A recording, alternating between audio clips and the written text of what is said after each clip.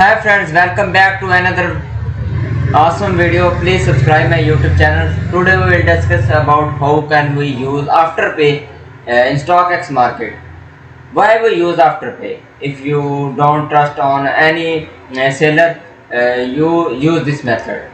Uh, I will tell you how can we use Afterpay in StockX market. There is no directly a way to use Afterpay. Means buy first and pay later. Buy now and pay later. This option is not available in StockX directly. If you use this method, you need to contact to the seller. If it is agree on your demand, then you can use this method. Otherwise, there is no directly option you can use on StockX market to buy a product without paying. There are three only methods like PayPal and banks debit or credit card. There are no you will see on pay later option.